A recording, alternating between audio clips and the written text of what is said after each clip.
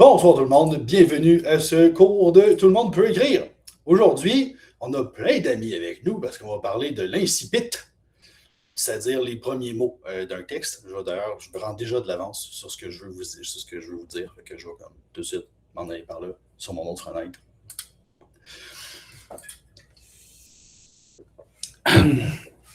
Je vous donne déjà l'eau à la bouche, checkez bien. Fait que les 5 fonctions de l'incipit. L'incipit, premièrement, c'est les premiers mots d'une œuvre. Fait qu'il y a une nuance là quand même qui est, si c'est une nouvelle littéraire, bien effectivement, l'incipit, c'est plus comme la première et la deuxième phrase. Si c'est un roman, l'incipit, par définition, c'est les premiers mots d'une œuvre. Fait que ça peut être la première page. T'sais.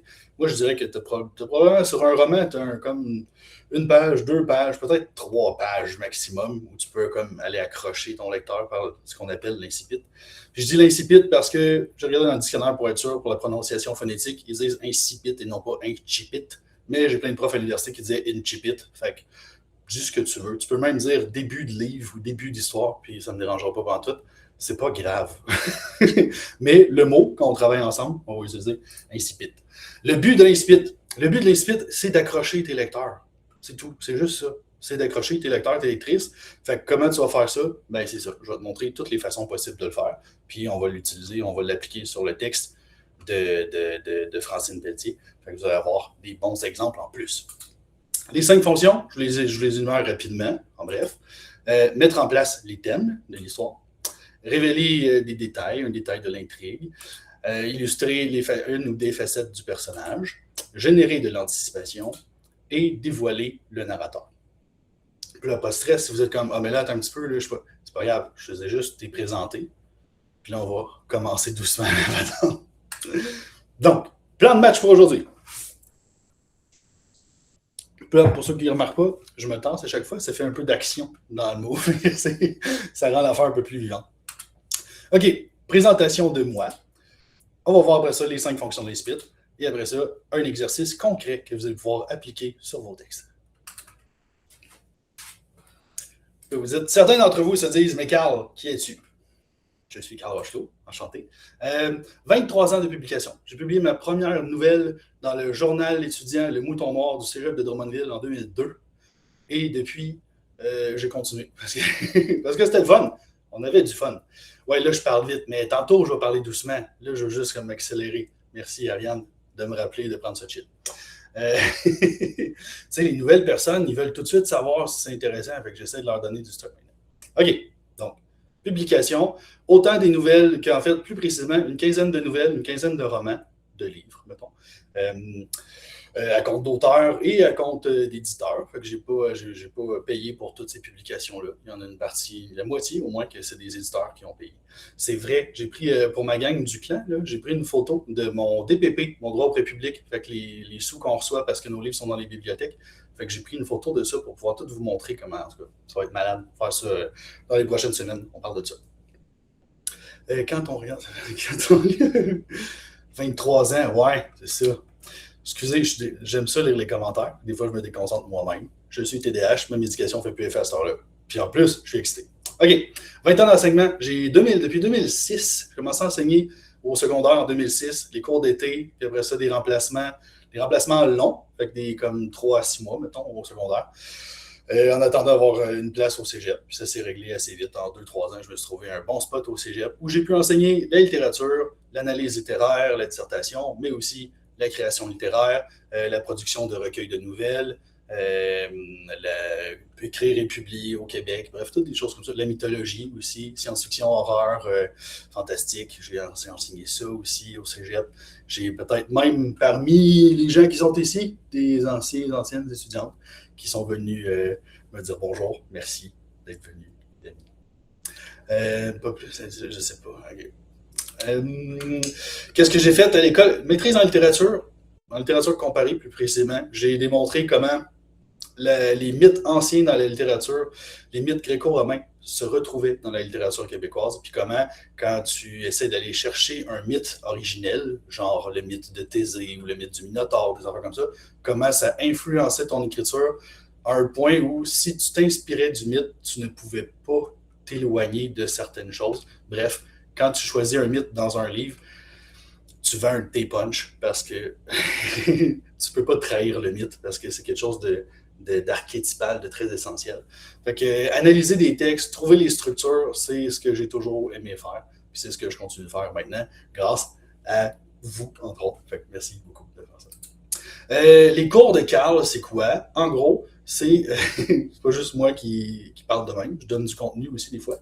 Puis, c'est un peu, je veux dire, j'essaie de trouver la manière de le présenter, mais en gros, c'est, disons que quand je parle, quand j'essaie de faire comprendre aux gens la nuance d'un coach ou d'un prof ou d'une formation, c'est que oui, il y a les connaissances, puis oui, les connaissances, on peut les acquérir ailleurs. Puis c'est vrai que tu peux avoir de très longues discussions avec une AI, avec ChatGPT ou peu importe, puis obtenir beaucoup de connaissances. Mais l'application pratique, puis l'expérience, ça, c'est ce que les intelligences artificielles n'auront jamais.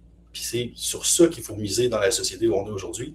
C'est pour ça que je fais ça. Puis c'est pour ça que le métier d'auteur s'éteindra jamais. Parce que tu as besoin d'expérience, tu as besoin d'avoir vécu pour vrai des choses, parce que c'est la manière que tu vas les traduire dans ton écriture, une intelligence artificielle ne sera jamais capable de le faire. Fait que c'est pour ça que je crée mes cours comme je l'ai fait là, parce que c'est impossible. Je l'ai fait pour que aucune intelligence artificielle dans le monde puisse jamais réussir à m'égaler. Fait que c'est ça. Fait que qu'est-ce que je fais pour faire ça? Ben, c'est ça. Je prends l'accumulation de toutes les connaissances que j'ai acquises, oui, pendant mes études universitaires, puis tout ça, mais aussi l'expérience que j'ai acquise en tant qu'auteur, en tant qu'éditeur. J'ai eu une maison d'édition. J'ai publié une revue pendant 2 ans et demi aussi.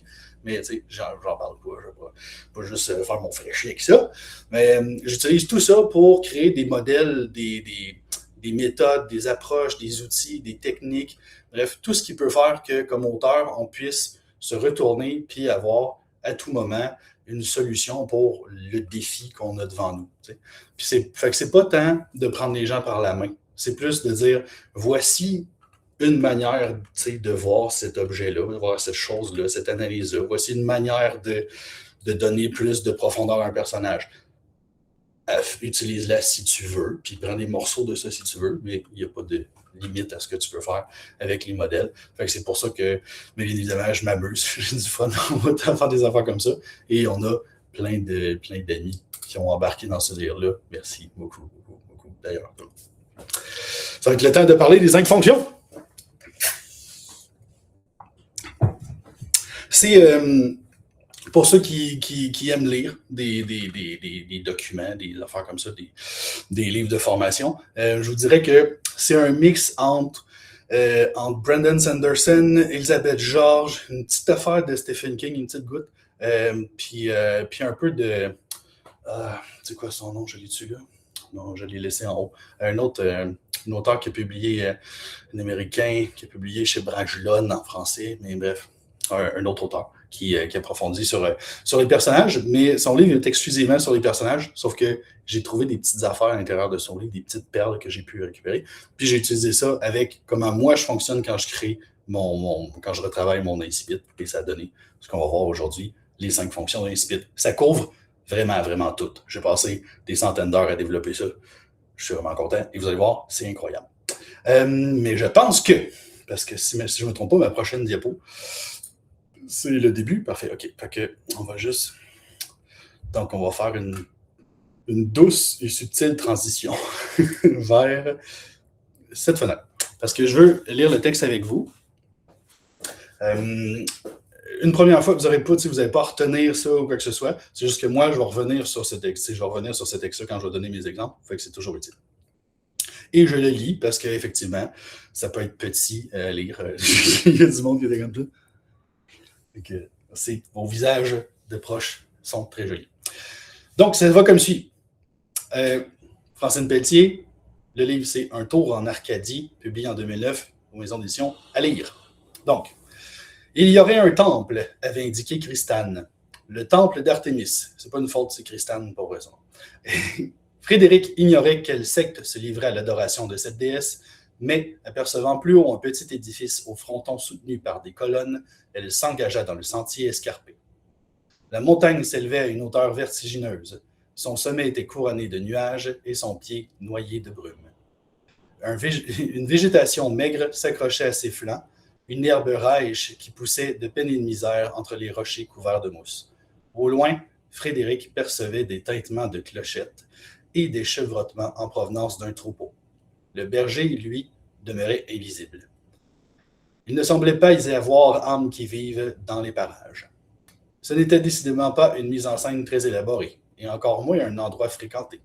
Sans doute était-ce la raison pour laquelle le client avait choisi ce lieu de rendez-vous. La raideur de la pente empêchait Frédéric d'émettre le chapelet de juron qui lui brûlait les lèvres.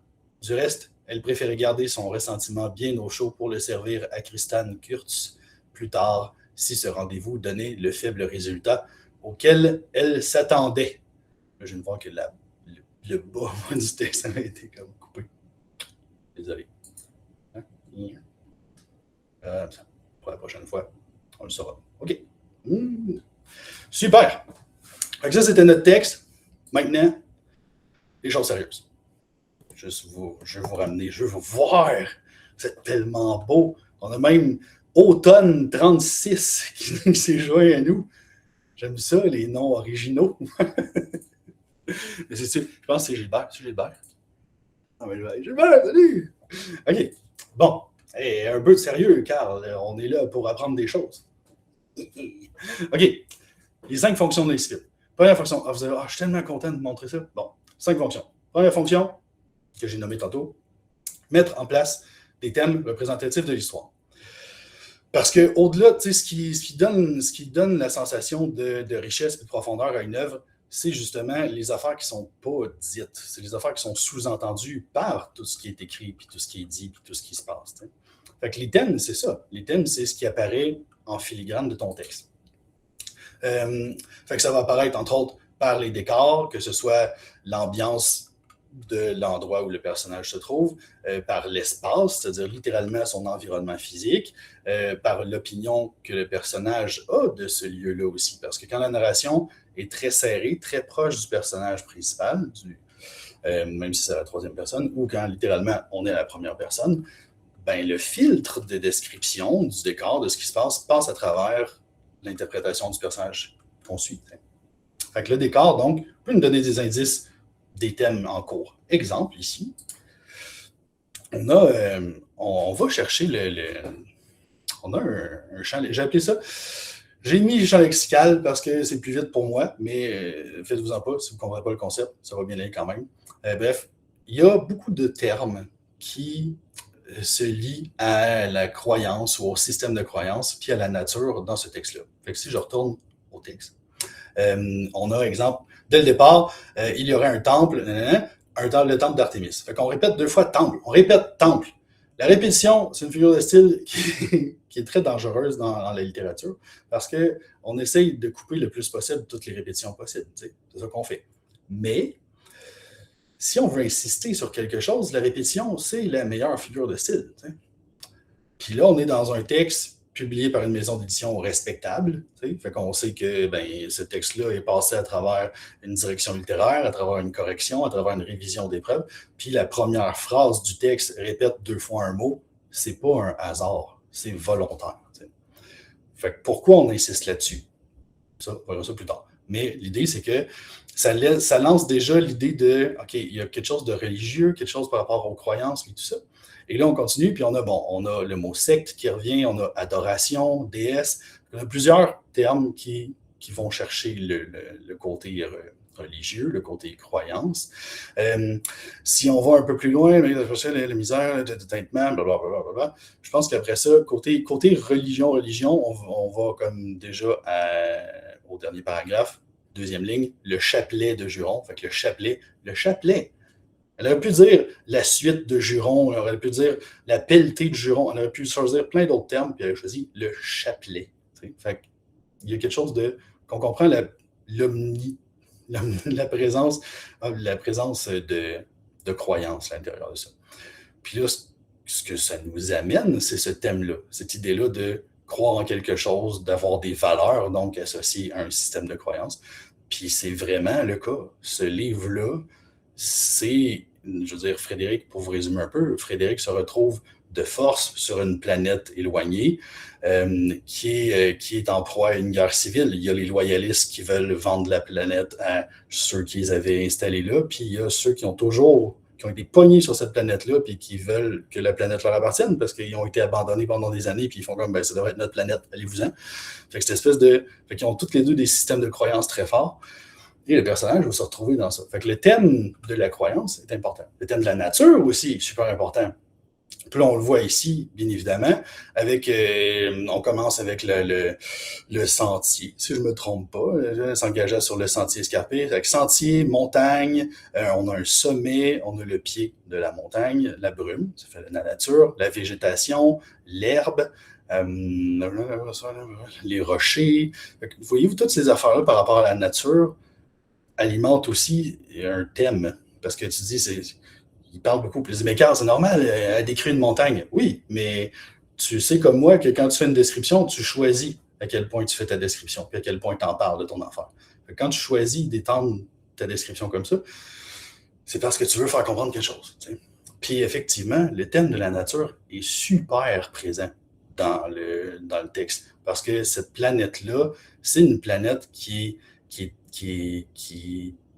j'ai le mot aride dans la tête, c'est pas aride que je veux dire. Bref, c'est une planète qui est c'est très difficile de vivre là. C'est des montagnes, puis c'est quelques villes éloignées, une Est-ce que jungle. c'est hostile, tu veux dire? Hostile. Ça pourrait, oui, hostile, mais pas dans le sens des créatures dangereuses, mais l'environnement est, c'est ça. L'environnement n'est pas parfait, mettons. On peut pas vivre, c'est pas sain de vivre là, mais il y a du monde qui vit là. Fait que c'est deux thèmes. Je reviens aux croyances. C'est une affaire qui m'avait marqué aussi. J'ai passé par-dessus tantôt, mais on parle des chevrotements d'un troupeau puis d'un berger. Troupeau, berger, éducation catholique. Tout là. Encore une fois, là, vous dites, mais Carl, oui, c'est pas forcément de ça qu'elle parle, sauf que ces mots-là résonnent religion, croyance, le fait de suivre le berger, tu sais, toutes ces affaires-là. Fait que cette tendance-là, puis quand on voit le reste de l'histoire, puis on fait, oui, c'est des gens qui suivent des idéaux, puis des systèmes de croyance, tu fais, OK, oui, effectivement, c'est annonciateur de ça. Et il va falloir que j'accélère un peu plus. J'ai tellement de choses que je veux vous dire, il y a tellement de choses, on n'aura pas le temps de voir chaque aspect aussi profondément que je le voudrais. Mais je vais sûrement produire d'autres documents pour mes membres parce que j'ai eu tellement de fun à faire ça. Je lis. Premièrement, c'est ça, on va faire pour Francine. Fait que ça, c'est le livre. Un tour en Arcadie. Pour Francine, comme ça. Comment ça. Déjà, le paratexte. Fait que la couverture, ici, on voit le côté nature, verdâtre, puis tout ça. Fait que ça va. Puis d'ailleurs, je suis rendu à moitié, puis à date, il n'y aurait aucune scène qui a rapport avec ce qui est sur la couverture. Fait que je ne suis pas trop certain du choix, mais tout est là quand même. Ça, c'est le genre d'affaires que j'ai fait sur. Ça, c'est la version. C'est la première page que j'ai sur laquelle j'ai noté quelques petits trucs. OK. Fait que l'univers, la société, le système dans lequel... Fait que tout ce qui est... On recule un peu plus. Fait on pourrait le rentrer dans le décor, mais quand on recule un peu plus, il y a cette idée-là des apparences trompeuses. Dans l'univers où on est, le personnage parle de doute, parle de comment qu'elle dit ça? Le fait que on commence en disant il y aurait un temple. Fait que c'est même pas sûr qu'il y a un temple. On dit Frédéric ignorait quelle secte. Fait que c'est même pas c'est sûr. Y a-tu un temple? Pas sûr. Y a-tu. Je sais pas c'est quoi la secte qui suit cette affaire-là. Fait qu'on est beaucoup dans le doute, oui, mais on est dans déjà ce que ça prouve, c'est que c'est pas tout le monde qui est croyant dans cet univers-là.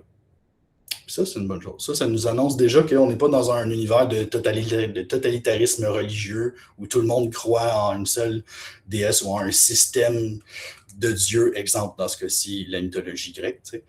Fait qu'on n'est pas là-dedans parce que visiblement, le personnage n'a aucune idée, puis aucune idée de l'existence de cet temple-là, puis elle-même ne croit pas en ça parce que sinon, elle n'aurait pas parlé de même de ce qui se passe. C'est ça, pas une gorgée d'eau. L'autre manière de mettre en place des thèmes de l'histoire, c'est à travers la situation, c'est-à-dire qu'est-ce qui est en train de se passer dans ton incipit. c'est quoi la chose qui est en train de se passer. Fait que là, souvent, j'avais l'exemple de, si tu prends ton schéma narratif, tu peux comme littéralement comme placer ta situation initiale, c'est-à-dire ton personnage, ton où, quand, quoi, comment, qu'est-ce qui fait ton personnage, mais tu peux aussi utiliser ce qu'on appelle le CAMAP. Ah, là, tu le vois plus, un peu. Je parlais comme si vous le voyiez, mais là, vous ne le voyez pas. Je suis revenu. D'accord, on va y arriver. Fait que, oui, la situation. Le CAMAP, ça, c'est Elisabeth Georges. C'est la combine anti-moulin à parole. Trop compliqué comme terme, mais là, je voulais comme m'en rappeler. En fait, c'est juste de trouver une situation ordinaire, peut-être même quotidienne ou autre, pour mettre en scène ton personnage et nous faire comprendre des affaires par rapport à l'histoire qui s'en vient. Fait que dans ce cas-ci, la situation, c'est Frédéric est en train de monter une montagne pour aller rencontrer un client, puis elle ne sait même pas s'il est là, puis elle ne sait même pas si ça va marcher. Fait que c'est ça la situation qui. Fait que qu'est-ce que ça met de l'avant à ça? Ça met de l'avant le doute que nous-mêmes, on va avoir par rapport à ce personnage-là, au personnage qu'on va rencontrer, puis tout ça. Mais puis là, j'ai essayé de me restreindre, fait que je m'étais dit un seul point cadre pour chaque affaire. Fait que, dans ce cas-ci, il y a un champ lexical des difficultés. Je ne sais pas si vous avez remarqué quand je lisais, mais il y a plein de choses qui montrent des difficultés. Exemple, on revient là. On parle de elle s'engage dans un sentier qui est escarpé. Puis là, je pourrais faire ça, tu vois ça. Fait que, OK. Donc, elle s'engage dans un sentier qui est escarpé. Après ça, qu'est-ce qu'on a? La végétation maigre qui s'accroche au flanc de la montagne. Fait que c'est difficile, tu sais. L'herbe rêche, fait qu'il y a une herbe qui est comme rêche, je te dis, qui pousse de peine et de misère. Fait que la difficulté encore, tu sais. Fait que cette idée-là de difficulté, tu ne l'auras pas facile, la nature ne te rendra pas les choses faciles. Et là, tu sais, puis on le ramène, dernier paragraphe, la raideur de la pente empêchait Frédéric de. Fait qu'on est encore dans la difficulté. Tu sais. Fait que cette espèce de champ lexical-là de difficulté permet à nous, comme lecteurs, lectrices, de comprendre que un des thèmes, ça va être ça, ça va être les difficultés. À partir de là, comment ça va être traité? C'est ça, ça fait partie de l'anticipation, du plaisir de découvrir qu'est-ce qui va arriver avec ça. Parce qu'on ne sait pas qu'est-ce qui va se passer. OK, j'essaie de vous retrouver. Vous savez où? Vous êtes là. Parfait. Mes souris, par là-bas. J'avais terminé? Je pense que j'avais terminé ça. Presque. Personnage, le dernier aspect qu'on peut développer dans la mise en place des thèmes, c'est le personnage. Comme je vais beaucoup l'aborder dans un autre point, parce qu'il y a un point qui est consacré uniquement au personnage, on va y retourner plus tard, mais le personnage, par ses agissements, par son monde intérieur et son monde extérieur, peut aussi faire comprendre des thèmes importants pour ton histoire dans l'incipit. Deuxième point. Révéler un détail important ou annonciateur de l'intrigue. C'est dans le fond, tantôt au début, j'ai dit que j'allais rechercher, entre autres, des principes élaborés par Brian Sanderson. Et une des affaires, j'ai dit Brian, ouais, Sanderson, lui, il a simplifié ça en disant comme que toutes les schémas, toutes les trames narratives, c'est en fait une promesse, un progrès, une évolution sur cette promesse-là, puis un payoff, une paye, donc une récompense de cette promesse-là. Fait que je te promets quelque chose, il se passe des affaires, puis je remplis ma promesse. Vu de même, toute l'incipit, c'est ça, c'est une promesse. C'est une promesse que tu fais aux lecteurs, lectrices, pour faire check bien ce qui s'en vient. T'sais. Fait que révéler un élément, un détail important ou un annonciateur d'intrigue, ça fait partie de ça. C'est toi qui dis à ton lecteur, ta lectrice, il va se passer quelque chose qui a rapport avec ça, tu vas voir. C'est ça que tu fais. Hein? Mais comment tu fais ça? Encore une fois, tu peux utiliser le décor. Puis je vais aller un petit peu plus vite, je pense. Fait que je vais comme. Tu peux utiliser le décor, tu peux utiliser la situation en tant que telle, tu peux utiliser le ou les personnages, et tu peux revenir en arrière. OK, OK, bon. Là, si on revient. On revient d'accord. Dans le texte qu'on a là, mais là, ça va être drôle parce que là, je vais me cacher moi-même quand je vais vous le montrer. Ah, puis ça cache l'autre aussi. OK. OK. Dans le texte qu'on a, il y a une description qui est très particulière. Puis c'est sûr que quand on est passé sur cette description-là, vous l'avez vu passer aussi, puis vous avez accroché sur cette description-là sans peut-être faire plus attention, mais elle est super importante, cette description-là. Donc, je reviens sur cette description. Et je me tasse ici pour pouvoir vous en parler. Donc, la description en question, c'est qu'on parle de montagne. Fait qu'on dit la montagne s'élevait à une hauteur vertigineuse et on dit son sommet était couronné de nuages et son pied noyé de brume. Okay. Mais il se passe plein d'affaires là-dedans. Premièrement, parallélisme. Parallélisme, c'est quoi? C'est quand tu as deux fois un peu la même structure de phrase qui se suit en parallèle. Fait que là, son sommet était couronné de nuages, son pied était noyé de brume. Il n'a pas été. Pourquoi il n'a pas été? Ça s'appelle une ellipse, une élision en fait. Ouais, l'ellipse. Ouais, en tout cas, bref, une ellipse verbale. Fait qu'on enlève le été la deuxième fois. Normalement, il faut mettre une virgule. La règle, c'est de mettre une virgule, mais ça peut être contourné pour un effet stylistique. Dans ce cas-ci, Francine écrivait, j'avais 2 ans quand Francine a commencé à écrire, fait qu'elle a la permission de sauter une virgule, puis un verbite, c'est correct. Comme c'est dans la même phrase, on l'entend le verbite, on n'a pas besoin de le voir. T'sais. Mais c'est un choix stylistique, c'est pas toutes les maisons d'édition qui l'acceptent. Bref. Mais là, ce qui est intéressant, c'est ça, c'est qu'on a deux fois la même structure. Puis le parallélisme, le but du parallélisme, c'est de mettre en parallèle deux choses pour mettre l'accent sur la différence qu'il y a entre ces deux choses-là à travers cet effet parallèle-là. Puis là, ici, on a un sommet qui est couronné de nuages, puis on a un pied de montagne qui est noyé de brume. Fait que visuellement, on crée deux affaires, puis qui sont un miroir, des nuages, de la brume, mais qui ont un sens complètement opposé.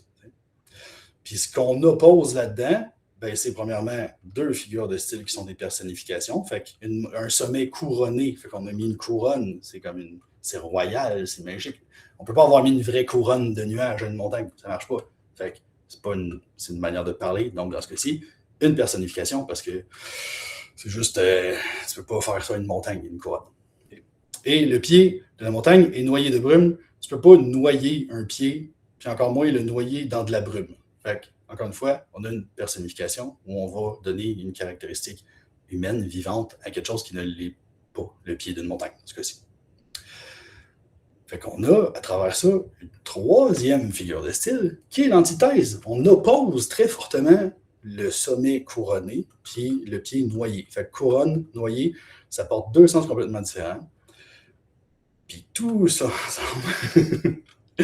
ensemble, crée ce moment-là où Frédéric est entre les deux, assez haute dans la montagne pour ne plus être dans la brume, mais pas assez haute pour être dans les nuages de la montagne.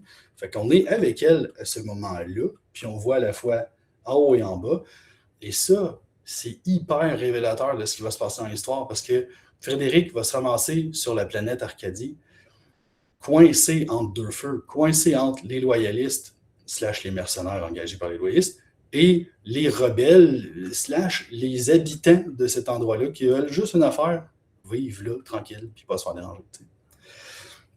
Puis là, à savoir, ben, c'est sûr que le sommet couronné a l'air bien plus beau que le pied noyé, mais dans les faits, le sommet plein de nuages, puis le pied de la montagne plein de brume, c'est la même affaire. Puis ça aussi, c'est super représentatif de la situation dans laquelle Frédéric va se retrouver. C'est-à-dire que des deux côtés, tout le monde pense faire la bonne chose, puis être la bonne personne, puis etc. Avec ça, c'est très bien fait. C'est très bien fait. J'apprécie beaucoup ce travail. Je me retasse. OK. La situation, je vous rappelle, c'est Frédéric est en train de monter une montagne. Okay? Puis qu'est-ce qu'on a? Ben, elle monte une montagne, puis c'est difficile de monter cette montagne-là. Puis ce que ça nous montre à nous, par rapport à l'intrigue qui s'en vient, ben, c'est toutes les difficultés que Frédéric va avoir à affronter. C'est ça. Donc, elle va avoir beaucoup de... Ça représente, dans l'intrigue, les difficultés qu'elle va avoir à surmonter, puis même physiquement, par rapport au lieu, c'est-à-dire Arcadie, ça va être difficile d'affronter ce lieu-là. Fait que tout ça est représenté à travers, entre autres, le champ lexical et les difficultés. dont on a parlé tantôt. Le personnage, là, je vais aller un petit peu plus loin avec le personnage de Frédéric. Donc, Frédéric, on met de l'avant de la contradiction quand même dans ce personnage-là.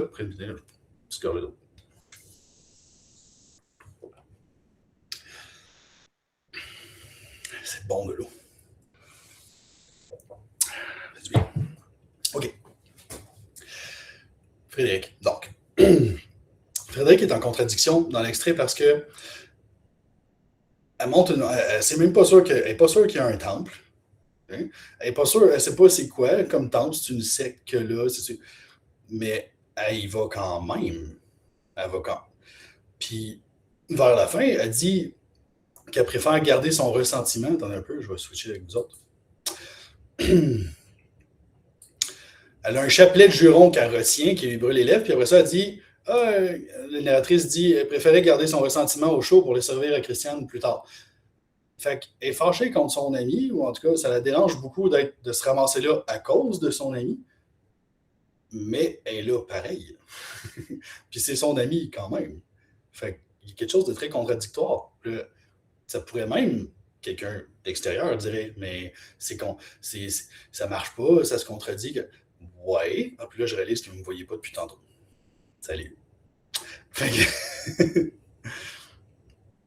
oui, c'est contradictoire, mais c'est humain, cette contradiction-là. De la même façon que nous tous, on dit des affaires genre « moi, je trouve que ça, c'est important », puis ça nous arrive de ne pas respecter ce qu'on a dit, parce qu'on est comme ça. Fait que cette caractéristique-là, très humaine du personnage, que j'aurais pu mettre d'ailleurs dans la section personnage, nous montre aussi les contradictions qu'elle va vivre dans l'intrigue, parce que là, on est dans le point de l'intrigue. Fait que ça annonce le comportement qu'elle va avoir pendant l'histoire, ce comportement-là contradictoire. Puis effectivement, une chance qu'elle a fait ça dans l'Incipit, parce que pendant les premières 100 pages, je trouve que t'es pas très active, t'es très passive. Le personnage, Frédéric, elle a subi beaucoup, puis elle fait pas beaucoup de moves, elle prend pas d'initiative tant que ça. Puis je trouve que c'est contradictoire par rapport au personnage. Mais oui. Fait que c'est bien joué. Dès l'introduction, on nous fait comprendre que ce personnage-là vit cette contradiction-là entre avoir confiance en son ami, mais aussi se méfier puis trouver que ça n'a pas rapport à ce qu'elle dit. Et l'obstination aussi est visible dans l'extrait, c'est-à-dire que elle continue de monter, même si c'est difficile. Elle va à la rencontre d'un client, même si elle-même dit un client. Fait que même elle n'est pas sûre que c'est tant que ça un client, mais il va pareil. Fait qu'elle persévère, elle est obstinée. Elle va faire ça. Puis ça aussi, ça nous annonce que dans les intrigues qui vont suivre, dans la trame principale de cette histoire-là, Frédéric va être obstiné, puis va faire comme à sa tête, puis faire ce qu'elle veut. Mais on joue sur la contradiction, fait que ça se peut qu'elle ne fasse pas tout le temps ce qu'elle veut faire. Je repars par là-bas, mais parfait. Super.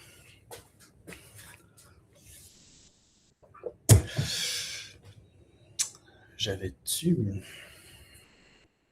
J'ai comme eu un doute. Laissez-moi une petite seconde pendant que vous prenez une petite respiration.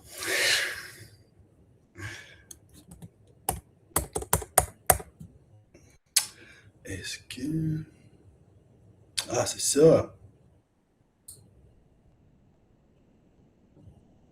OK, c'est bon, parfait. Vous êtes là, je l'ai retrouvé. OK. Troisième, est-ce que ça va jusqu'à maintenant? Bien, voilà, super. Bon, les moutons. Myriam a dit que les moutons ne chevrotent pas. Mais c'est peut-être des chèvres de bord. Les chèvres, ça chevrotte, sûrement. Ça va être pas pire, ça. Oui, mais ça ne serait pas un berger dans ce cas-là. Aïe, aïe, aïe, tu veux? Ça, c'est une job de direction littéraire. Ouais. Puis en même temps, c'est bien. Ça vous montre qu'on ne peut pas être parfait. Même qu'on veut beaucoup, beaucoup. On fait ce qu'on peut. Oui, on n'embarquera pas là-dedans. J'aurais des anecdotes à vous dire avec d'autres auteurs, mais non, je dois travailler, je dois vous dire des affaires parce que vous me consacrez du temps, je vais respecter ce temps-là le plus possible. Je vais probablement même vous en donner un petit peu plus que prévu parce que j'aime ça. OK. Notre troisième fonction de l'incipit, illustrer une facette du personnage.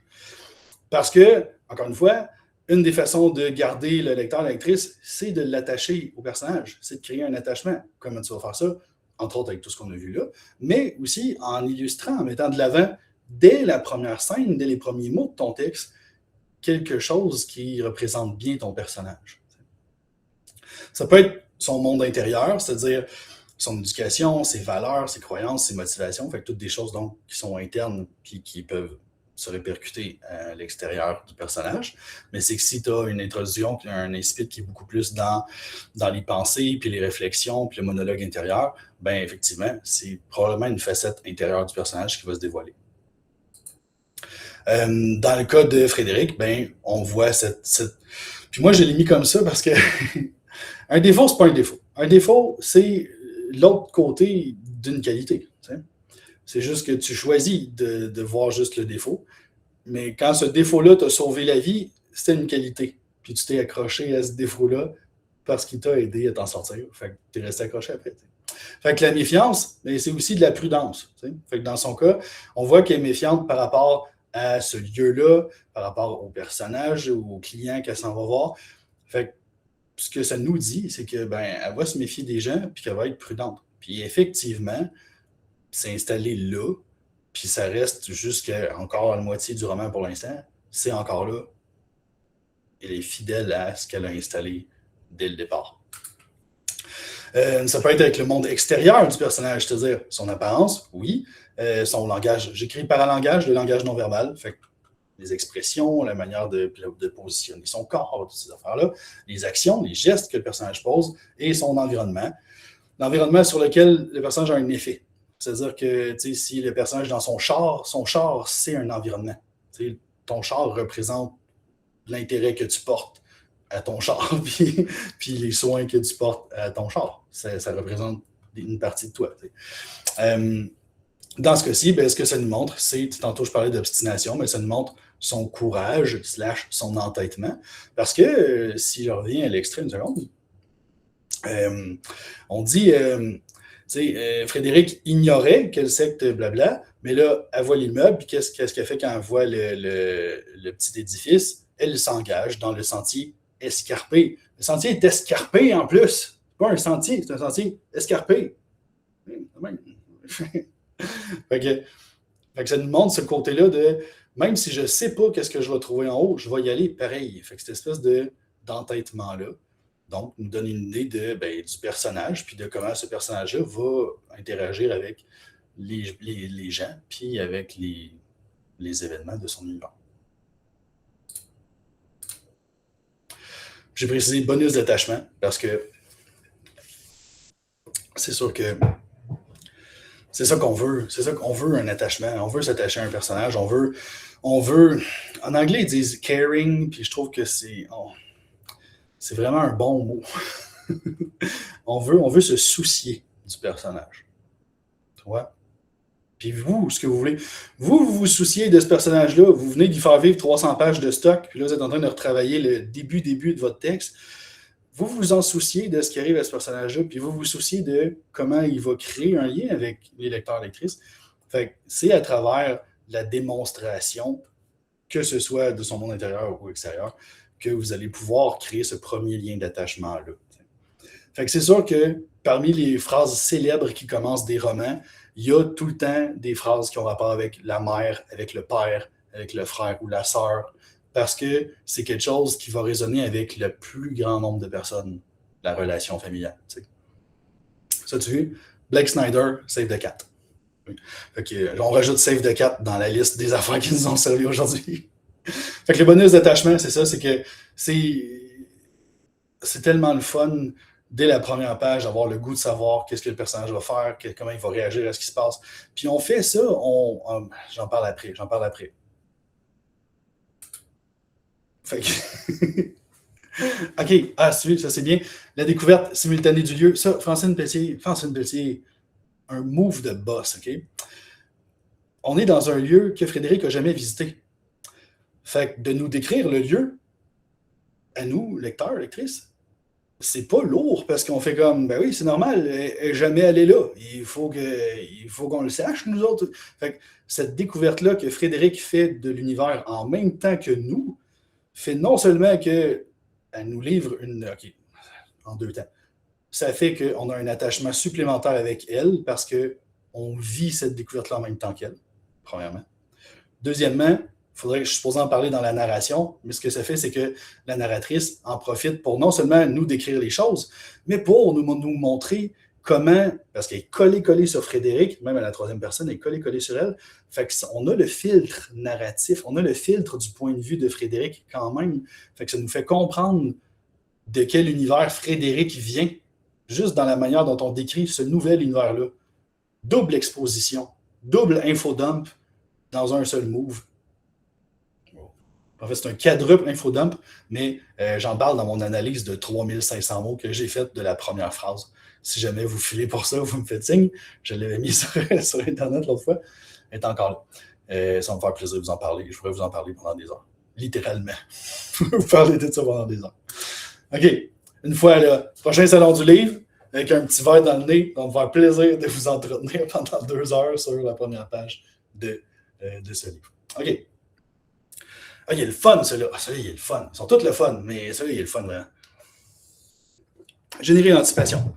J'avoue que c'est peut-être parce que je suis grand public, je suis un auteur grand public, puis j'aime m'écrire pour du monde. Fait que j'ai ce côté-là de.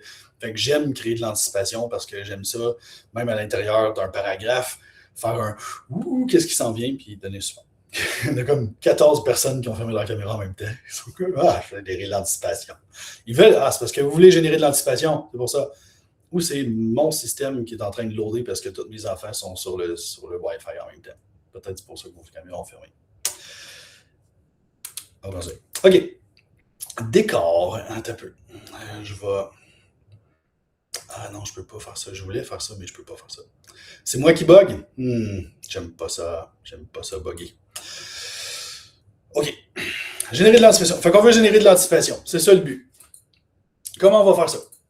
Premièrement, en fait, dans ce cas-ci, à travers le décor, en décrivant ce décor-là graduellement, du point de vue de Frédéric, ça fait que on est en train de se demander on est où? Puis on était en train de se demander pourquoi il n'y a personne aussi, parce qu'elle va littéralement dire il n'y a pas âme qui vive. Puis on est comme pourquoi il n'y a pas âme qui vive? Qu'est-ce qui se passe? Où sont tout le monde? Tu as dit qu'il y avait un temple, puis tu es supposé rencontrer quelqu'un. Pourquoi il n'y a personne? Anticipation. Puis là, vous dites, mais regarde, mais on va le savoir à la prochaine page. C'est ça. C'est ça le but. Tu ne pas obligé. Oui, il faut que tu fasses de l'anticipation à très long terme, pour que le monde fasse hey, je me demande ce qui va arriver à la fin de cette histoire-là. Mais tu veux créer de l'anticipation à très court terme aussi, même à l'intérieur d'une phrase. Je vais en parler tantôt. Tu veux créer de l'anticipation pour la fin de la phrase, tu comprends? Fait que dans ce cas-ci, au début, on se demande on est où, pourquoi il n'y a personne. Puis on a des petits indices. On parle d'Artémis, le temple d'Artémis. Puis si on prend en considération le titre du livre, Un tour en Arcadie, mythologie grecque, Arcadie, c'était comme. L'Arcadie, c'était comme la place de hippie. C'était comme le paradis pour les Grecs, l'Arcadie. C'était la place où tu allais t'occuper des moutons, puis fumer de l'herbe, puis chiller. C'était pas mal juste ça que le monde faisait en Arcadie. Puis il y avait 2 dieux qui étaient installés en Arcadie, Pan, l'homme bouc, là, puis Artémis. On s'entend que c'est très limité. Puis là, on parle du temple d'Artémis dans une montagne, puis l'Arcadie était reconnue pour être comme un endroit très montagneux, puis justement où tu peux pas vraiment cultiver. Fait que tu as des moutons, si tu veux. Fait que ça aussi, ça nous fait demander, OK, mais là, elle plug, ça s'appelle Un tour en Arcadie, elle plug Artémis à la première phrase. Qu'est-ce que ça veut dire pour l'histoire? Ça veut-tu tout se passer dans un univers comme où la religion... Dans ce cas-ci, non. La réponse est non. Mais plus je vais lire, plus peut-être que le thème, il y a un des thèmes reliés à Artémis va ressortir. Qui sait? Fait que l'univers dans lequel on est, bon, on a compris à cause du temple, puis à cause du fait que Frédéric ne sait pas où on est, qu'il y a un système... Il va y avoir une affaire par rapport au système de croyance, mais ça va être quoi, ce système de croyance-là? Est-ce qu'il y a des gens qui croient comme qui vouent une adoration à Artémis pour vrai dans cet univers-là de science-fiction du futur? Est-ce qu'il va y avoir des guerres de religion? Bref, c'est des questionnements qu'on se pose. Ils n'ont pas toutes des grandes réponses, là. C'est sûr que c'est ça le concept, mais ça crée des questionnements, puis ces questionnements-là vont être répondus dans les pages, puis dans les chapitres qui suivent, ce qui fait exactement ce qu'on veut. C'est-à-dire, on crée de l'anticipation pour que les lecteurs, lectrices restent, puis tournent une page de plus. La situation. Fait que là, la situation, Frédéric est en train de monter une montagne pour rencontrer un client à un temple supposé qui est là, etc. Fait que pourquoi elle va là si l'info n'est pas fiable? Qu'est-ce qui pousse ce personnage-là à monter une montagne difficile si le contrat est même pas sûr? Parce que la fin de la citation, si je reviens sur la fin de la citation, la fin de la première page, c'est quand même elle va lui servir son ressentiment bien chaud. Plus tard, si ce rendez-vous donnait le faible résultat auquel elle s'attendait, le faible résultat. Fait que, s'il y a un résultat, c'est un résultat faible. Puis elle se donne tout ce mal-là. Pourquoi elle se donne tout ce mal-là? Bien évidemment, c'est aussi quelque chose qu'on découvre dans les pages qui suivent. Mais c'est ça qu'on veut. On veut étirer pour garder l'attention. Fait que pourquoi elle va là, même si c'est difficile. Bref, plein de pourquoi qui sont créés par la situation, entre autres. Puis quant au personnage de Frédéric, ben, je dis ça. J'allais dire Christane, puis j'ai fait non, c'est pas Christane. C'est vrai, mais oui, là, c'est Christane. C'est qui ça, Christane? Le premier personnage qu'on nomme dans l'histoire, c'est même pas le personnage principal, c'est le personnage secondaire / semi-principal. Mais bref, on n'est pas dans la tête de Christane, on est dans la tête de Frédéric tout le temps. Fait que, c'est qui cette Christane-là? Comment ça se fait qu'on peut y faire confiance à ce point-là, mais qu'en même temps, c'est un peu louche? Si on a pris en considération le paratexte, c'est-à-dire la couverture, la quatrième de couverture, ben dans la quatrième de couverture, il y a un résumé, puis dans le résumé, on comprend que Christane tombe en amour avec plein de monde, puis que ça les met dans la marde des fois.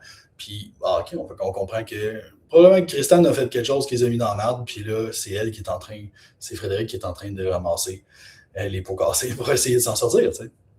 Mais c'est qui ça? Puis aussi, quelle discussion elle va avoir avec Christane? Parce qu'elle nous promet, là, on finit la page en disant que, genre, elle lui réserve son ressentiment bien au chaud pour quand elle va y en parler. OK, fait qu'elle n'est pas contente, puis elle va y en parler. Fait qu'on est comme, OK, comment elle va y parler de ça? Qu'est-ce qui va se passer? Qu'est-ce qui va se dire? Elle va-tu être fâchée? Qu'est-ce qui va se passer? Je vous dirais que c'est un peu ma déception. Parce que la discussion n'a pas tant lieu que ça. Elle est comme juste par minuscules bribes sur genre 100 pages. Fait que c'est pas aussi satisfaisant que cette introduction-là nous laissait croire, malheureusement. Mais le reste est tellement bien fait que c'est un détail. Ça aussi, c'est quelque chose d'important à se rappeler, ami auteur. C'est pas grave, tu n'es pas tenu d'être maxé, optimisé sur tous les aspects de ton écriture tout le long de ton texte. T'sais. Il y a des romans que le personnage est moins approfondi, mais l'intrigue est tellement solide que tu t'en fous que le personnage soit pas plus approfondi et vice-versa. Il y a des histoires où les personnages sont tellement bons que même si l'intrigue c'est j'ai un frère jumeau, t'es comme c'est correct, man. Je veux voir comment tu vas vivre la découverte de ton jumeau parce que je me suis attaché à toi. T'sais. OK. Le 5e point. Dévoiler le ton du narrateur et son mode d'opération. Un narrateur, une narratrice, c'est comme des tueurs en série. Ils ont un mot, ils ont un modus operandi, ils ont une manière d'opérer. Puis, c'est pour ça que je dis tout le temps, l'incipit de ton livre, ça ne sert à rien de l'écrire quand tu commences ton histoire. Tu peux écrire un incipit quand tu commences ton histoire, c'est pas grave. Mais pour le retravailler, moi, je dis tout le temps, attendez d'avoir tout écrit. Parce que quand tu as tout écrit, à la fin, surtout si c'est un roman, tu as produit 50, 60, 70 000 mots de texte, après 70 000 mots de texte, tu maîtrises les thèmes que tu as abordés dans ton texte, tu maîtrises les nuances de ta narration, tu maîtrises les nuances de ton personnage, puis de ses perceptions, puis de sa compréhension de son univers, tu maîtrises ton univers encore plus que 70 000 mots avant. Fait que là, quand tu vas faire ton introduction, quand tu vas faire ton incipit, déformation de prof, par l'introduction. Quand tu vas faire ton incipit, là, tu sais vraiment quel thème résonne dans toute ton histoire. Fait que tu sais comment tu vas intégrer ces thèmes-là dans ton incipit. Tu sais exactement le ton que va avoir ton personnage à la fin de l'histoire. Tu vois sa courbe d'évolution depuis le début. Fait que tu sais exactement quel genre de scène raconter pour bien le représenter. T'sais. Narration. Donc, Ça, j'en ai fait beaucoup. J'ai fait une analyse extrêmement approfondie de la structure aussi des phrases. La longueur des phrases, les formes de phrases aussi.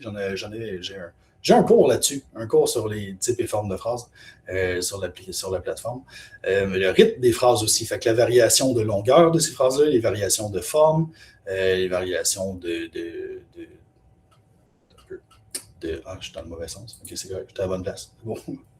Ce qui est intéressant, c'est que, parce qu'une phrase moyenne, c'est 12-14 mots, mettons, pour un lecteur moyen qui lit des livres. Sauf que, il y a des moyens de jouer, de tricher là-dessus, c'est-à-dire en utilisant de la syntaxe, des ponctuations, que ce soit les virgules, les points-virgules, les deux points. Il y a des moyens aussi avec la coordination, tu sais, un mais, un et, un quart, il y a moyen de découper ta phrase en plus qu'une respiration, tu sais. Fait qu'il y a moyen, même avec des phrases très longues, de les redécouper en sous-phrases, ce qui fait que la lecture se fait sur un rythme normal, en bas de 10 à 12, 14 mots par phrase. Mais il y a une phrase qui, intégralement, il n'y a pas de ponctuation à l'intérieur, il n'y a pas de coordonnant. En fait, y a-t-il un coordonnant? OK, bon, il y a une petite subordonnée, peut-être. Mais c'est tout. Puis elle ne vient pas rompre la lecture. Fait que la phrase la plus longue, c'est la phrase du début du dernier paragraphe, physiquement, c'est pas la phrase la plus longue, mais c'est la seule qui n'est pas coupée par, euh, par une juxtaposition, une coordination. Fait que c'est la raideur de la pente empêchait Frédéric d'émettre le chapelet de juron qui lui brûlait les lèvres. Puis là, ce qui est le fun avec ça, c'est que la phrase, donc la plus longue de notre texte, c'est aussi celle qui représente les plus grandes difficultés pour le personnage. Le personnage est en train de grimper la pente, c'est raide, c'est difficile, manque de souffle. Puis c'est quoi la phrase où on a le moins de souffle, où on a moins d'occasion de prendre notre souffle? C'est la phrase où elle est en train elle-même de ne pas avoir assez de souffle pour sacrer après son ami. Oh. Fait que ça, c'est de la narration. Ça, c'est du grand art de narration. C'est pas une affaire. Il y a des affaires qui viennent tout seules, bien évidemment. Peut-être que c'est le cas, mais ce qui est sûr, c'est que par la pratique, fait qu'à force d'écrire, puis d'écrire, puis d'écrire, tu finis par ressentir ce rythme-là à l'intérieur de tes phrases. Fait que ça nourrit cet aspect-là. Mais bref, je voulais particulièrement préciser ça, parce que ça nous donne une idée de la manière dont la narratrice va aborder le texte aussi. T'sais. Fait que ça nous montre que la narratrice va utiliser la forme, pas juste le fond, c'est-à-dire, donc, elle va utiliser le contenant, pas juste le contenu, pour faire passer son message. Fait que la structure, la syntaxe, les virgules, points-virgules, les coordinations vont servir plus que juste raconter l'histoire. Il y a une belle variation aussi des formes personnelles et impersonnelles dans le texte, c'est-à-dire qu'il y a des phrases qui sont structurées de façon impersonnelle, donc dont le sujet du verbe de la phrase principale est impersonnel, comme direct en commençant, c'est « il y aurait un temple ». Le « il » de « il y aurait un temple », c'est personne. Ouais. C'est une structure impersonnelle. Il n'y a personne qui... Fait que là, mais pourquoi? Structure impersonnelle, ça nous éloigne du personnage. Donc, ça augmente le détachement qu'on a par rapport à une situation. Pourquoi commencer avec une structure impersonnelle? Parce que ça crée de l'anticipation et du suspense. Il y aurait. D'où vient cette information? Ah, c'est ça. Fait que la structure impersonnelle, dans ce cas-ci, sert le propos.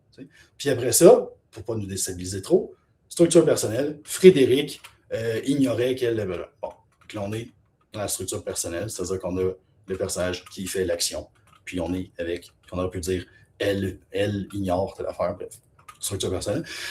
Puis ce qui est intéressant, c'est que la narration va jouer d'une à l'autre continuellement à l'intérieur de la première page, passer de l'impersonnel au personnel, puis les phrases où on tombe sur l'impersonnel correspondent aussi avec les phrases qui veulent créer de l'anticipation puis un peu de mystère. Fait que ça aussi, ça nous donne une idée de comment la narration va créer quelque chose. Là, j'ai cliqué sur quelque chose qu'il ne fallait pas. Je ne sais pas si c'est bon. Surprise! OK. Sur ça, là, je me rends compte que je me suis emporté. J'aime beaucoup la narration. je me suis éloigné un peu. Mais comment je pourrais simplifier ça? Je vais vous donner un seul exemple où la structure est super intéressante, puis permet justement de donner une idée de la narration, du style de la narratrice. Je l'avais donné en exemple dans mon analyse de 3000 quelques mots de la première phrase, mais la première phrase, c'est « Il y aurait un temple, avait indiqué Christane, point virgule, le temple d'Artémis ». Le point virgule, je dis tout le temps à mes étudiants de ne pas utiliser ça, premièrement, parce que c'est un couteau tranchant. Puis, il ne faut pas jouer avec des affaires, tu ne sais pas comment te servir, OK? Le point virgule, c'est comme un point. Fait que c'est comme, tu es supposé avoir deux phrases. Mais le point virgule, c'est comme s'il dit, il faudrait qu'il y ait un point ici, mais le sens des deux phrases qui sont de chaque part de moi est tellement proche, puis tellement lié, que de mettre un point, ce serait les diviser, puis il ne faut pas séparer ça. Ah, OK. Fait que le point-virgule sous-entend qu'il y a un sens très profond qui est lié aux deux textes. Bon, dans ce cas-ci, il y aurait un temple, le temple d'Artémis. C'est comme, mais le temple d'Artémis, c'est même pas une phrase, c'est une phrase non verbale, techniquement. Bon, mais cette répétition-là, avec la juxtaposition faite par le point-virgule, nous montre que la narratrice sait comment utiliser un point-virgule, puis qu'elle va l'utiliser. Si dans la première phrase de son roman, elle utilise un point-virgule, attelle-toi. Ça veut dire qu'elle va se servir de la syntaxe comme outil. Elle va s'en servir. Puis effectivement, quelques lignes plus loin, elle ramène le point-virgule. Quand elle dit « La montagne s'élevait à une hauteur vertigineuse », elle aurait pu mettre un point. Mais là, en mettant point-virgule, son sommet, ça fait juste continuer la montagne. Fait que l'effet du point-virgule étire la sauce de ce qu'on est déjà en train de faire. Fait que la description, dans notre tête, dans notre lecture, dans notre souffle, on fait un point. Ce qui fait que la phrase a cette longueur-là dans notre tête. Mais dans les faits, la phrase est plus longue, puis elle va rajouter quelque chose de plus à ce qui est en train d'être raconté. Puis dans ce cas-ci, ce qu'elle amène, c'est super puissant, c'est le sommet couronné de nuages, puis le pied noyé de brume. T'sais. Fait que ce point-virgule-là va encore une fois servir à juxtaposer, à faire une charnière entre notre montagne, puis hey, on va aller encore plus loin que ça, puis on va étirer la zone. T'sais. Il va falloir d'ailleurs que je vous parle de ça après. Quelque chose de... C'est tellement bien fait. Beau travail. Utilisation. Bon jeu entre les phrases prédictives et non prédictives. Là, vous êtes calme. Tu me dis plein de mots que. Mais c'est ça, je veux t'apprendre des affaires. Phrase prédictive. Tu commences la phrase, tu sais déjà où ça s'en va. Ceux qui font de la lecture en diagonale, c'est ce qu'on fait. On détecte les phrases prédictives puis non prédictives. Puis les phrases prédictives, on les lit pas au complet parce qu'on sait déjà c'est quoi la fin. Puis les phrases non prédictives, ce qui arrive pratiquement jamais dans un texte théorique, fonctionnel. Les phrases non prédictives créent un suspense, créent un mystère, créent une anticipation qui fait on veut savoir c'est quoi qui va être dit après. Là, si on prend un exemple avec le texte, bougez pas, je vais ressortir le texte. Si on prend un exemple avec le texte, bon. Fait il y aurait, c'est non prédictif. Il y aurait quoi? Je ne sais pas qu'est-ce qu'il va y avoir non prédictif. Fait que ça crée du mystère. Ça, ajouté à formulation impersonnelle, fait qu'on est encore plus dans le que se passe-t-il, on n'est pas sûr, et tout ça. Et vous, comment on peut jouer avec les deux affaires en même temps? Tandis que, puis si je dis, d'abord, Frédéric ignorait, on ne sait pas qu'est-ce qu'elle ignore. Non prédictif, encore une fois. Par contre, si on dit, la montagne s'élevait, je n'ai pas besoin de lire, je sais, la montagne s'élevait sur plusieurs mètres, la montagne s'élevait jusqu'au nuage. C'est sûr que c'est quelque chose de ce genre-là. C'est prédictif. Ouais. Fait que structure prédictive, non prédictive, qui joue comme une fois après l'autre. Puis encore une fois, ce qui est intéressant, c'est que plus la phrase est longue, plus on va utiliser une structure prédictive. Parce que tu ne veux pas emmerder ton lecteur et ta lectrice, puis tu ne veux pas les perdre non plus. Fait que quand tu commences de façon non prédictive, genre il y aurait, ben tu gardes ça court, parce que tu ne veux pas comme les emmerder puis les faire se perdre dans ce qu'ils sont en train de lire. Tu veux les amener à quelque chose de tout. Fait que ça aussi, le fait que la narratrice fasse ça dès le départ, ça nous montre une maîtrise de la langue, puis ça nous montre une maîtrise de la manière de raconter, de la narration, bref, qui fait qu'on sait qu'on est en sécurité avec cette narratrice-là. Les figures de style, il y a plusieurs figures de style, on en a parlé. Je peux pas, il y en a d'autres, mais je ne veux pas embarquer là-dedans. Trop de choses à dire encore. Mais je veux parler du mouvement dans la description parce que c'est vraiment bien réussi, ça. Tous les auteurs que je reçois en entrevue, je leur demande de me parler de leur opinion sur les descriptions. Puis la plupart sont comme ah, j'aime pas ça, des descriptions longues, puis tout ça. Mais il n'y en a pas beaucoup qui font comme genre ah, les descriptions, ben, c'est important qu'une description comme soit vivante, soit en l'impression que ça bouge dans la description. Là, comme, ben là, c'est un peu ce qu'on a fait. T'sais, bien évidemment, ça passe à travers utiliser des verbes actifs plutôt que des verbes d'état. Il faut qu'on essaie d'éviter les verbes être, paraître, sembler, demeurer, devenir, rester, avoir l'air de. Tous ces verbes-là, on essaie de les éviter. Puis on essaie de prendre des verbes qui sont actifs à la place. Si on prend notre texte ici, regardez comment le mouvement se crée dans la description du plus gros paragraphe, le paragraphe principal. Parce que là, on dit Frédéric ignorait quel sexe elle est vrai, fait que là, on est dans sa tête. Mais apercevant, en début d'action, elle aperçoit plus haut, fait que là, nous, on suit la tête, on voit plus haut. Elle aperçoit plus haut, d'accord? Nous aussi, on va apercevoir plus haut. Un petit édifice au fronton soutenu par des colonnes. On a parlé du temple d'Artémis. Avec une culture générale un petit peu élargie, tu vas comme penser à des Romains ou à des Grecs. Fait que tu vas peut-être imaginer les colonnes corinthiennes avec les espèces de boucles en haut et tout ça. Bref, histoire de l'art, notre affaire. Mais c'est ça. Fait qu'on voit cette montée-là. Puis là, comme la caméra monte pour dire plus haut elle aperçoit le temple, elle s'engage dans le sentier escarpé. Puis escarpé, dans notre tête, va nous faire penser à cette espèce de courbe-là vers le haut. Fait qu'on va. Puis là, pendant qu'elle fait ça, sentier escarpé, la montagne s'élevait à une hauteur vertigineuse. Fait qu'elle fait comme, oh, check ça. Elle monte la caméra pour nous montrer à quel point c'est haut. Puis qu'est-ce qu'elle fait? Elle dit, ah oui, tant qu'elle est rendue en train de regarder en haut, regarde comment le sommet est couronné de nuages. C'est incroyable. Puis en bas, c'est noyé de brume. Fait qu'elle nous dirige, tu sais. Fait qu'elle nous prend, elle nous fait monter la caméra comme ça pour qu'on voit le temple en haut, le sentier escarpé. Puis là, ben, regarde, tant qu'à ça, check la montagne, puis check en bas. Ah, c'est fou. Fait qu'elle nous situe, elle situe Frédéric géographiquement, topographiquement, elle situe Frédéric en plein milieu, ni dans les brumes, ni dans le nuage. Puis après ça, elle va faire comme, attends un peu, parce que là, elle retourne sa tête, puis on est comme, tout ça, le flanc de montagne avec les herbes rêches qui essaye la végétation qui s'accroche au flanc de la montagne. Fait qu'on est avec elle, là, en train de monter, on voit le flanc de la montagne, puis on fait comme, attends un peu, écoute, de l'autre bord, peut-être probablement de l'autre bord de la montagne, tu ne le vois pas, mais on entend le chevrotement en provenance d'un troupeau qui n'est pas un troupeau de moutons parce qu'il chevrotte. Fait que Myriam me fait dire. Puis là, ça crée un questionnement en nous. Qui dit chevrotement, qui dit troupeau, dit il doit y avoir quelqu'un qui s'occupe de ça. Puis la narratrice s'en occupe, elle fait le berger est invisible. Le berger n'est pas là. Puis on fait comme. Fait qu'on a vu ce plan de caméra-là, on s'est retourné, on a entendu, puis on fait ah non, il n'y a pas de berger, on ne voit pas les moutons non plus. D'accord, c'est la vie. Puis bon, pas d'hommes qui vivent dans les parages. Fait que si jamais tu avais commencé à te créer une vision de il y a du monde, tout vient de s'effacer. Après ça, décidément, la mise en scène, fréquenter, ça c'est beau, parfait. Puis après ça, elle fait une petite parenthèse où là, on est plus dans la tête de Frédéric. Fait que ce n'était décidément pas une mise en scène, blabla, le client. Hein. Puis là, qu'est-ce qu'on fait? On fait, ah oui, en passant, on est encore en train de monter en montagne. La raideur de la pente empêchait Frédéric d'émettre le chapelet de Géron qui lui brûlait les lèvres. Fait qu'on c'est comme, genre, on a fait une petite digression dans les pensées, mais je vous ramène sur la montagne. On est encore en train de monter la pente, puis c'est vraiment désagréable. Fait que cette espèce de mouvement-là qu'elle a créé pendant ce paragraphe-là, parce que moi-même, quand j'ai ouvert le livre, j'ai fait « Tu veux un paragraphe gros de même en commençant ton texte? » Puis là, je l'ai lu, j'ai fait « Bravo, beau travail. » Parce que, voyez-vous, on dit quand je parlais d'utiliser des verbes actifs, là, la montagne s'élève, s'élever. C'est comme fait qu'on a cette sensation-là.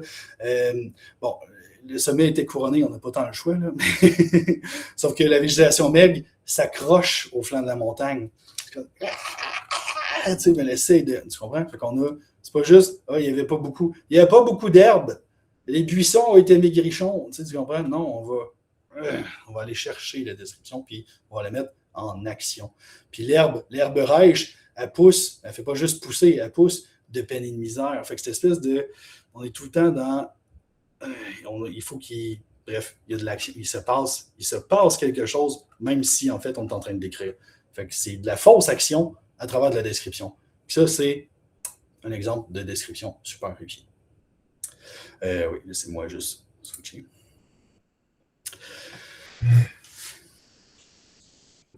Il nous reste à résumer, il reste à vous donner l'exercice, le devoir. Résumons. Fait que, comment on peut rendre notre incipit plus accrocheur? Ben, en mettant en place des éléments qui rappellent les thèmes de l'histoire, en révélant un détail ou quelque chose d'annonciateur par rapport à l'intrigue principale de notre histoire, en illustrant une ou des facettes du personnage, en la mettant en scène sur le lieu, sur l'endroit, en générant de l'anticipation, que ce soit à travers les décors, les personnages, la situation, bref, en générant de l'anticipation constamment pour donner le goût au lecteur, lectrice de continuer la lecture. Et en dévoilant le narrateur, parce qu'il faut qu'on comprenne quel genre d'affaires le narrateur peut faire dans l'histoire. Fait que si tu as une histoire où le narrateur est conscient de tout ce qui se passe puis est omniscient, ben, il faut déjà que dans la première page, il ait prouvé son omniscience. Il faut qu'il soit rentré dans, il faut qu'il nous ait donné des détails qui fait qu'on va comprendre tout de suite là que ce narrateur-là, c'est tout. Fait que c'est le genre de choses qu'il faut installer dès les premières lignes parce qu'on veut comprendre cette affaire. Puis là, il y a 1000 façons de faire ça, bien évidemment. J'en ai juste donné quelques-unes en me basant sur le texte de Francine, mais il y a plein de façons de faire ça. Fait que, comment? C'est ça. Fait que, à travers les décors, l'univers, la situation, le personnage, ça, c'est la version comme technique, pratique, mais sous-entendu de ça, ben, c'est le vocabulaire, / forcément les champs lexicaux, parce que l'accumulation de vocabulaire va donner ça. Puis la structure, la syntaxe, les figures de style utilisées, tout ça va permettre de faire passer le reste. Mais comment on fait ça? Ben, c'est que quand on retravaille notre texte, on pense à tout ce qu'on a écrit, puis à l'intention, pourquoi on veut faire cette scène-là, qu'est-ce qui s'en vient dans cette scène-là, qu'est-ce qu'elle va prouver, comment elle va être utile, comment elle va amener les lecteurs ailleurs, tout ça qu'on veut, ben, même si tu n'as pas les connaissances nécessaires, que tu ne sais pas c'est quoi une métaphore ou une métonymie ou peu importe, si tu connais bien ton intention, le texte va porter ce qu'il a apporté. Les mots que tu vas choisir vont être teintés par ton intention, même si tu n'as pas fait consciemment un choix de champ lexical de la mer ou je ne sais pas quoi. Sauf que tant qu'à retravailler ton texte, ben là, oui, profite-en pour rechercher du vocabulaire puis voir comment tu pourrais encore plus enligner les choses. Avant d'aller à l'exercice, dans le fond, ce que je vous ai montré aujourd'hui, c'est un des 3 axes de ce que j'appelle le prisme de l'incipit. Un prisme. J'ai de la misère à le faire avec juste une main. Bref, un prisme. C'est un prisme. Le prisme de l'incipit. Merci, Myriam, elle essaie de... Fait que, il y a 3 aspects. Il y a les 5 fonctions, qui est comme le quoi. Fait que, c'est quoi? C'est quoi ta scène? C'est quoi ton incipit? Qu'est-ce qui se passe dedans? Mais il y a aussi les 4 portes, c'est-à-dire le comment. Comment on entre dans ton histoire à travers ton incipit? C'est-à-dire, est-ce qu'on entre dans une action? Là, il est en train de se passer une action. Est-ce qu'on entre dans une description? Comme tu es dans un univers descriptif. Dans ce cas-ci, voyez-vous, ici, Francine est vraiment dans la description puis l'action. Beaucoup, beaucoup plus. Une petite affaire de pensée pour les pensées personnelles du personnage, bien évidemment, mais on n'est pas dans le dialogue du tout. Tandis que on peut très bien commencer un roman par un dialogue. Bref, fait que les 4 portes, c'est le comment. Comment tu vas entrer dans ton histoire. Et il y a les 3 moments. Le 3e axe de ça, c'est les 3 moments, c'est-à-dire quand est-ce que se situe ton incipit par rapport à ton histoire. C'est-à-dire, est-ce qu'on est avant l'élément qui va déclencher toute l'histoire? Est-ce qu'on est pendant l'élément qui est en train de déclencher toute l'histoire? On est après que l'histoire a été déclenchée par quelque chose qui s'est passé. Fait que tu commences et puis là, ils sont pendant la guerre. Fait que, bon, ben, si la trame principale, c'est l'histoire de la guerre, ben, la guerre a déjà commencé. Mais si on prend l'exemple de Francine ici qu'on a, ben, là, Frédéric, elle s'en va rencontrer le gars qui va lui donner le contrat, qui fait qu'ils vont aller sur l'autre planète, puis qu'ils vont être pognés là. Mais on n'est pas obligé de raconter ça. On aurait pu commencer l'histoire dans le vaisseau, puis par les affaires qui se passent, nous faire comprendre que ils ont fait un deal, même s'il était un peu louche, le gars, puis c'est tout. On aurait pu faire ça. Sauf que la mise en scène qu'on a ici est une mise en abîme c'est un symbole, parce que là, on a juste la première page, mais c'est une scène complète, bien évidemment. Là, elle va se rendre en haut de la montagne et elle va rencontrer le gars. Mais cette situation-là est une mise en abîme du roman au complet. T'sais. Fait que oui, cette scène-là a raison d'être là, même si elle se passe avant que toutes les affaires déboulent. T'sais. Fait que choisir le moment, c'est aussi un des aspects. Donc, c'est aussi un des axes. Puis, fait que là, aujourd'hui, on a vu les 5 fonctions. Puis, dans les prochaines semaines, je vais montrer les 4 portes et les 3 moments à mes membres. Fait que, je dis ça de même, là, des fois que vous seriez intéressés. En parlant du cours, est-ce que Nathalie est encore là? Nathalie, est-ce que tu es encore là? Est-ce que tu accepterais de nous dire un ou deux mots, finalement? Fait que je vous explique, tout le monde. C'est que j'ai parlé sur Facebook, j'ai parlé d'une personne qu'après 30 jours à être sur le groupe, elle avait en étant partie de rien du tout, elle a tout le matériel pour faire une nouvelle longue décrite. Fait que, Nathalie, quelques mots, je ne vais pas te forcer à parler beaucoup, mais j'aimerais t'entendre sur ce qui est ton expérience avant même d'avoir commencé le cours sur la communauté. Bonjour tout le monde.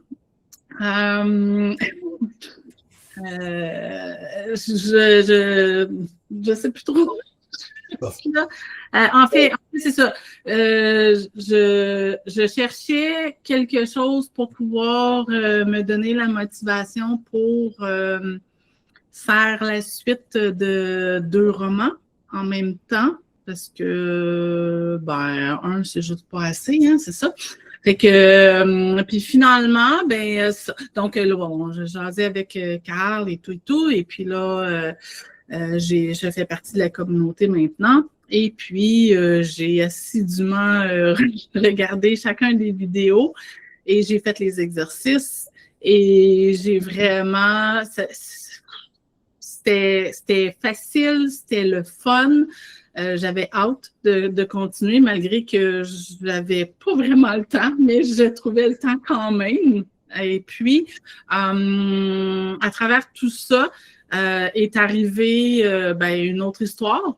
Complètement, je m'alignais sur la suite de mes 2 romans, puis finalement, oups, non, j'étais arrivée vers autre chose.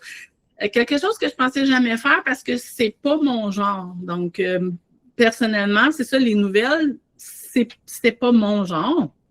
Mais là, j'ai tellement le goût, c'est fou.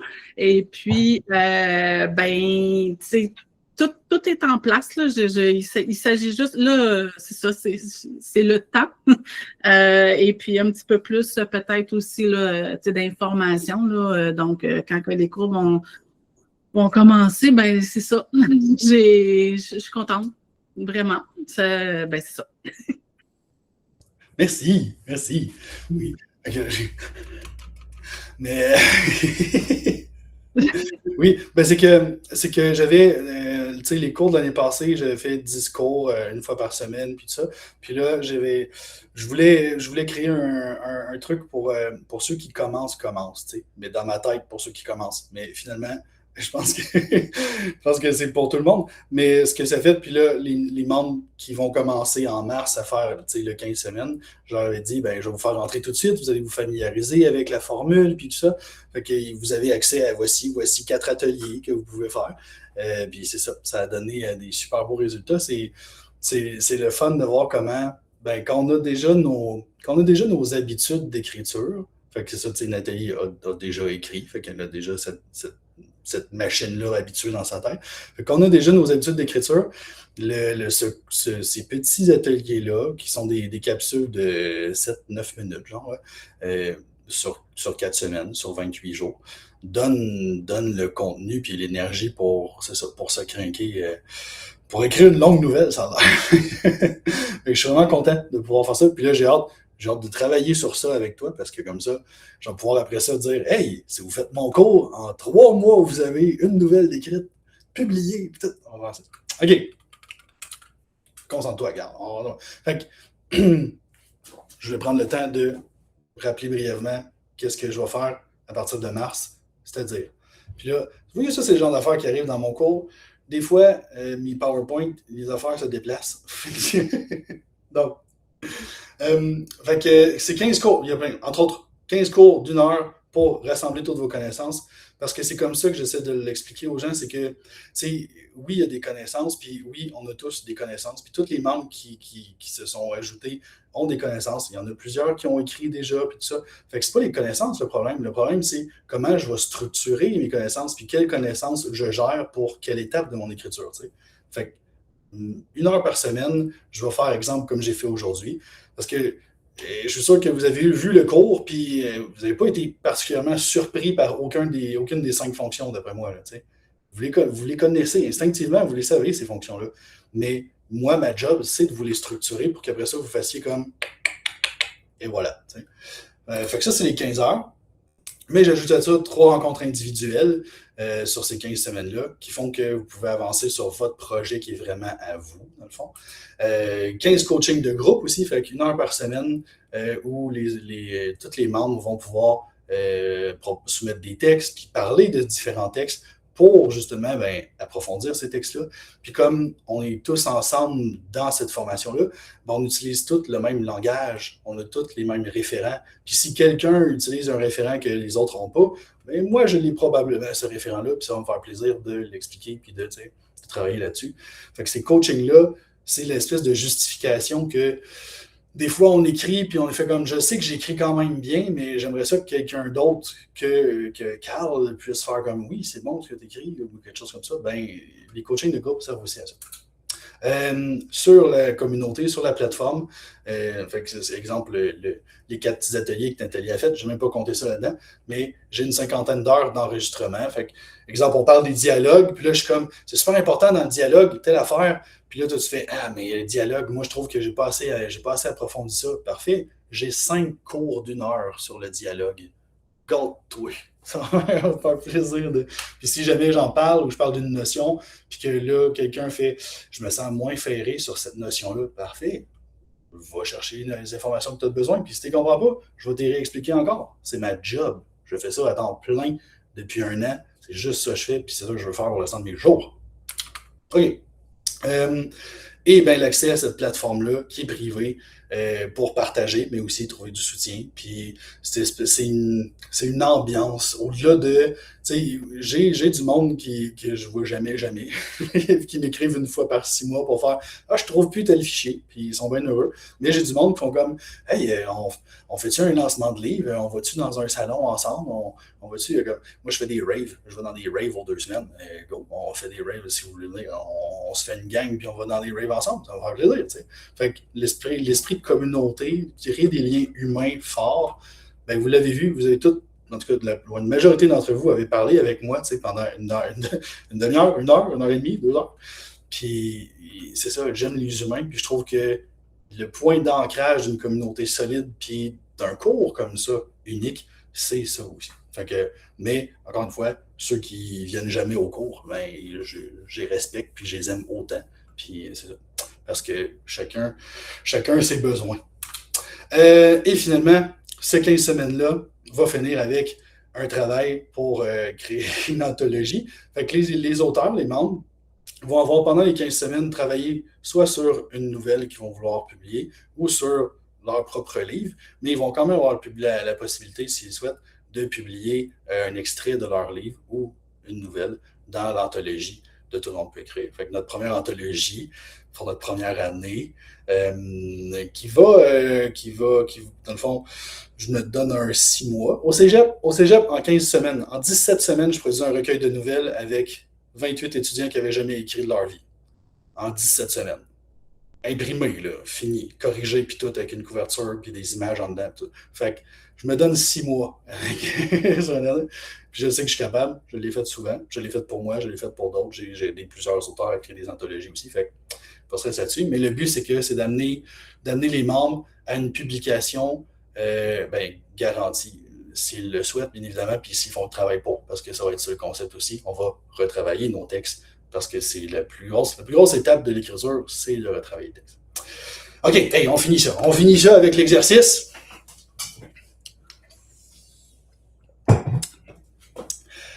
Exercice. Probablement qu'il y en a déjà dans leur tête qui font comme moi. Je sais que je vais faire, mais c'est correct, tant mieux. moi, c'est en 2 temps. Exercice d'observation. Donc, tu choisis un incipit d'un livre que tu aimes, un livre que tu as lu, que tu aimes. Prends son incipit, puis analyse. Analyse comment chaque phrase sert au moins à une des 5 fonctions. Si tu prends 2 secondes avec les 5 fonctions, puis l'incipit à côté, tu vas être capable de faire ouais, ça a rapport avec ça, ça a rapport avec ça, ça a rapport avec ça. C'est sûr que ça, ouais, parce que. Si, on va attendre. J'essaie de vous le montrer, là, mais. Tu sais, ici, là, la première phrase, comme vous pouvez voir, il y a comme 4 couleurs dessus. Là. On a comme... La première phrase sert les 5 fonctions, plus précisément, comme l'a montré l'analyse que j'ai faite et que j'ai mis sur Internet. Fait que...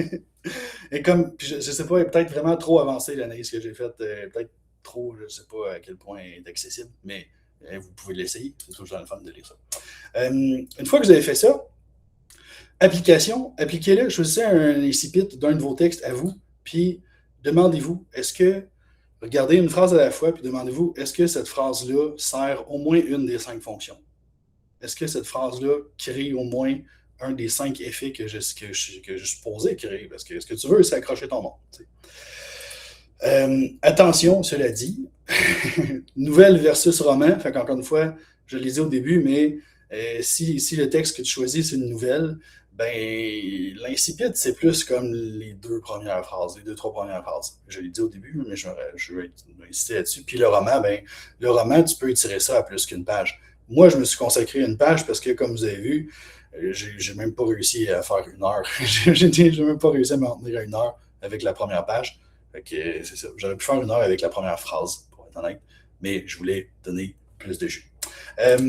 Et si votre premier jet est terminé ou pas, parce que là, je sais qu'il y en a, parce que vous êtes libre. C'est ça qui est le fun de mes cours. Moi, je te dis des affaires, toi, tu fais ce que tu veux.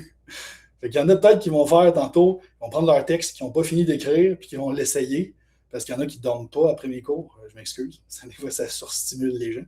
Fait que tu vas peut-être l'essayer sur un texte que tu n'as pas fini d'écrire. Ça va marcher, ça va être cool, mais ce ne sera pas ta version finale. Quand tu auras fini d'écrire ton livre, tu vas être capable de repasser sur ton incipit, puis tu vas vouloir retravailler des choses encore. C'est ça.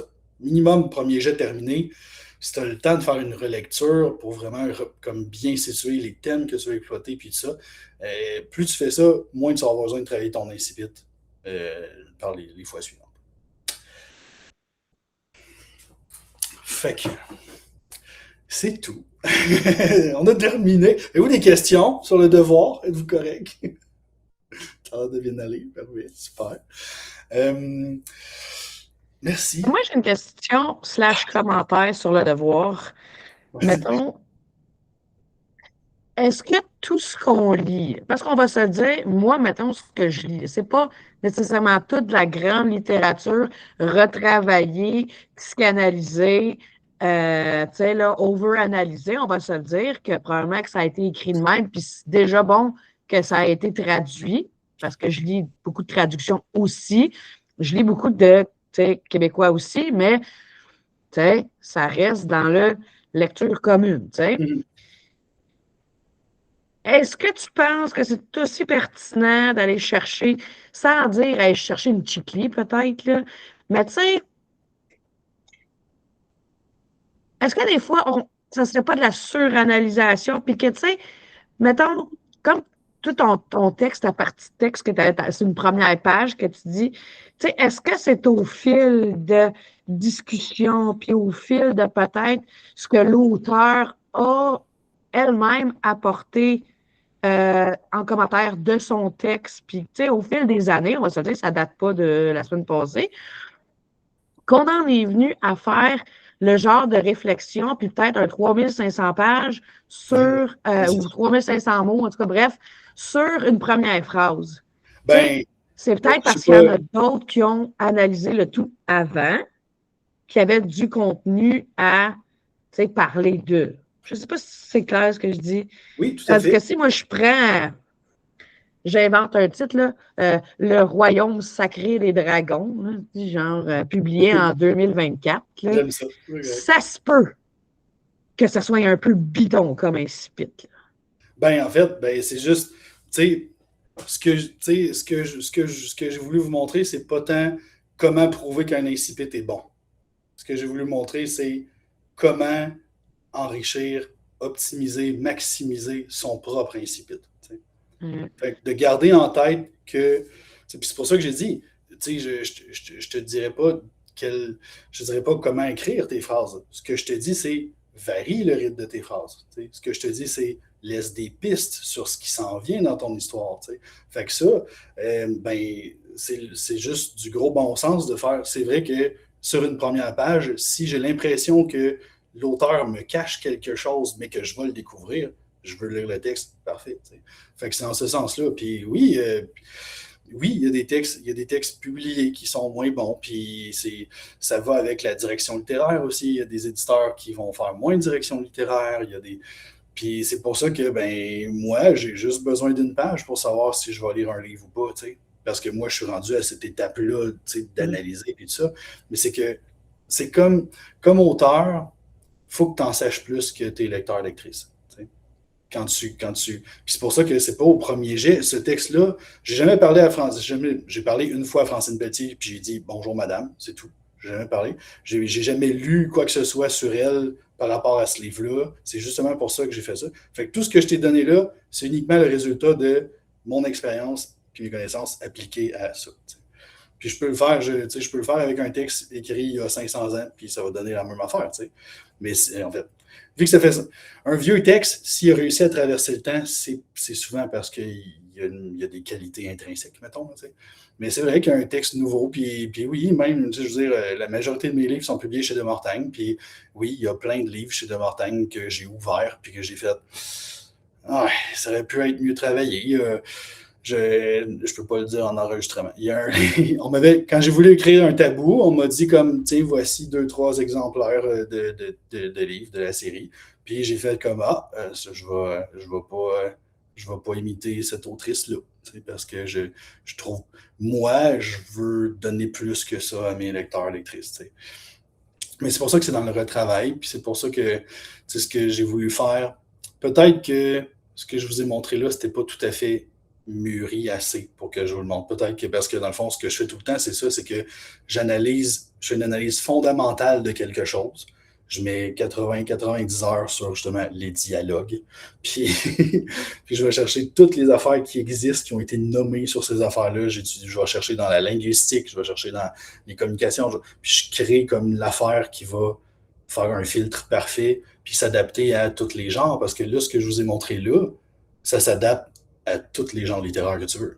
Tu peux écrire un roman hyper intimiste sur l'identité de l'autre dans l'évolution de l'homme moyen à Montréal, puis comme le gars, il est plongeur dans un restaurant, puis tu peux faire ça. Puis tu peux aussi écrire une romance, puis dans les deux cas, tu peux appliquer exactement ce modèle-là dessus. Fait que c'est comme ça que je construis mes affaires.